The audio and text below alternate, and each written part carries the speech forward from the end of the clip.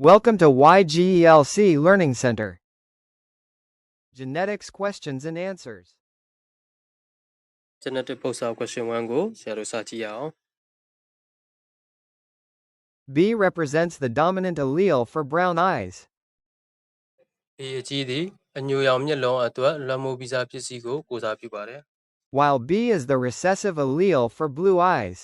B အသေးသည်အပြာရောင်မျက်လုံးများအတွက်ငုတ်ဆိုးပြီးသားပစ္စည်းဖြစ်ပါတယ် If two parents have the genotypes BB and BB, အကယ်၍မိဘနှစ်ယောက်စလုံးဟာ genotypes မျိုးကွဲ B အကြီး B အသေးဖြစ်နေမယ်ဆိုရင် what is the chance that they have a child with blue eyes? သူတို့မှာအပြာရောင်မျက်လုံးနဲ့ကလေးရရှိဖို့ခွင့်ရဘယ်လောက်ရှိပါသလဲ A 0 out of 4, B 1 out of 4, C 2 out of 4, D 3 out of 4. A ကလေးလေးယောက်မှာတစ်ယောက်မှမရဘူး B ကလေးလေးယောက်မှာတစ်ယောက်ရမယ် C ကလေးလေးယောက်မှာနှစ်ယောက်ရမယ် D ကလေးလေးယောက်မှာသုံးယောက်ရမယ်ဒါဆိုရင်ဆရာတို့ပုံစံဖြည့်ရှင်းရအောင်အရင်ဆုံးဆရာတို့ဇာတ်လေးကွက်ဆွဲလိုက်မယ်ပြီးရင်မိဘနှစ်ယောက်စလုံးဟာ genotype B အကြီး B အသေးဖြစ်တဲ့အတွက်ဇာတ်ဘေးမှာမိဘတစ်ယောက်ရဲ့ genotype B အကြီးတစ်လုံး B အသေးတစ်လုံးချရေးမယ်ဇာတ်အပေါ်မှာမိဘတစ်ယောက်ရဲ့ genotype B အကြီးတစ်လုံး B အသေးတစ်လုံးကိုချရေးမယ်ဇာတ်ဘေးမှာရှိတဲ့ B အကြီးကိုဇာတ်အပေါ်မှာရှိတဲ့ B အကြီးနဲ့ပေါင်းပြီးတော့ပထမအကွက်မှာဆရာတို့B အကြီးနှလုံးကိုဖြည့်မယ်ဇာတ်အပေါ်မှာရှိတဲ့ B အသေးနဲ့ပေါင်းပြီးတော့ဒုတိယအကွက်မှာကျတော့ B အကြီး B အသေးကိုဖြည့်မယ်ဒီတိုင်းပဲဇာတ်ဘေးနားမှာရှိတဲ့ B အသေးကိုဇာတ်အပေါ်မှာရှိတဲ့ B အကြီးနဲ့ပေါင်းပြီးတော့တတိယအကွက်မှာ B အကြီး B အသေးဖြည့်မယ်ဇာတ်အပေါ်မှာရှိတဲ့ B အသေးနဲ့ပေါင်းပြီးတော့စတုတ္ထအကွက်မှာ B အသေးနှလုံးကိုဖြည့်မယ်ဇာတ်ထဲမှာရှိတဲ့အကွက်၄ကွက်ဆိုလို့ရှိရင်ဒါကလေး၄ယောက်ကိုကိုစားပြုတယ် B အကြီးအားဆိုလို့ရှိရင် brown eye ကိုဖြစ်စေတဲ့လွှမ်းမိုးပြီးသားပစ္စည်းကိုကိုစားပြုတယ်เนาะဒါကြောင့်ဇာတ်ကွက်ထဲမှာ B အကြီးပါတဲ့ကလေးတွေဟာဆိုရင် brown eye အဖြစ်မွေးဖွားလာမှာပဲဖြစ်တယ်ဆရာတို့ကြည့်ရအောင်ပထမအကွက်မှာဆိုရင် B အကြီးနှလုံးဒါက brown eye ကလေးဖြစ်မွေးဖွားလာမှာဖြစ်တယ်เนาะဒုတိယအကွက်မှာရှိတဲ့ B အကြီး B အသေးကလည်းပဲ brown eye ကလေးတတိယအကွက်မှာရှိတဲ့ B အကြီး B အသေးကလည်းပဲ brown eye ကလေးတွေဖြစ်ကြတယ်စတုတ္ထအကွက်မှာကျတော့ B အသေးနှလုံးဖြစ်တဲ့အတွက်ဆရာတို့ blue eye အနေနဲ့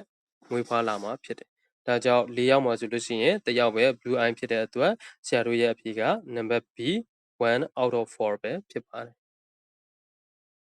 ဒါဆိုရင်ဆရာတို့ question 2ကိုဆက်ကြည့်ရအောင် Horses have a dominant gene for black coloring, B. မြင်းတွေမှာအမဲရောင်လွှမ်းမိုးပြီးသားပစ္စည်းတစ်ခု B အကြီးရှိပါတယ် while chestnut coloring, B, is a recessive trait. တဲ့ဒီအရောင်တနည်းအားဖြင့်အညိုရောင်အားဆိုရင်ငုတ်ဆိုပြီးသားလက္ခဏာ B အသေးပဲဖြစ်ပါတယ် A heterozygous horse, B flat, mates with a homozygous, BB. heterozygous ဗီဇမတူ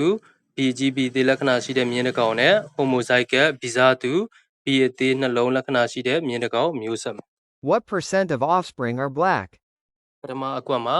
အမဲရောင်သားသမီးကဘယ်လောက်ရာခိုင်နှုန်းရမလဲဆိုတာကိုမေးထားပါတယ် What percent of offspring are chestnut?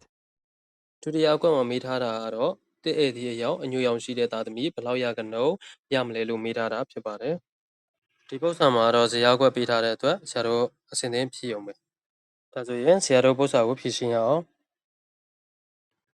ဇာတ်ဘေးမှာရှိတဲ့ B အသေးတစ်လုံးကိုဇာတ်အပေါ်က B အကြီး B အသေးနဲ့ပေါင်းပြီးတော့ပထမကွက်နဲ့ဒုတိယကွက်မှာ B အကြီး B အသေး B အသေးနှလုံးဖြည့်ရမှာဖြစ်ပါတယ်ဇာတ်ကွက်ဘေးနားမှာရှိတဲ့နောက်ထပ် B အသေးတစ်လုံးနဲ့ဇာတ်အပေါ်မှာရှိတဲ့ B အကြီး B အသေးနဲ့ပေါင်းပြီးတော့ဇာတ်ကွက်ရဲ့တတိယကွက်နဲ့စတုတ္ထကွက်မှာအပေါ်ကအတိုင်းပဲ B ကြီး B အသေးတစ်ကွက် B အသေးနှလုံးတစ်ကွက်ထပ်ဖြည့်ရမှာဖြစ်ပါတယ် B ကြီးပါတဲ့အကွက်ကအမဲရောင်မြင်းဖြစ်ပြီးတော့ B အသေးနှလုံးပါတဲ့အကွက်ကအညိုရောင်မြင်းတွေပဲဖြစ်တယ်ဒါဆိုရင်ဆရာတို့ဖြည့်ထားတဲ့ဇာတ်ကွက်ကိုကြည့်ရအောင်ပထမအကွက်နဲ့တတိယအကွက်မှာ B ကြီးပါတဲ့အတွက်ဒါကမြင်းအမဲရောင်ဒုတိယအကွက်နဲ့စတုတ္ထကွက်မှာ B အသေးနှလုံးပါတဲ့အတွက်ဒါအညိုရောင်ပဲဖြစ်တယ်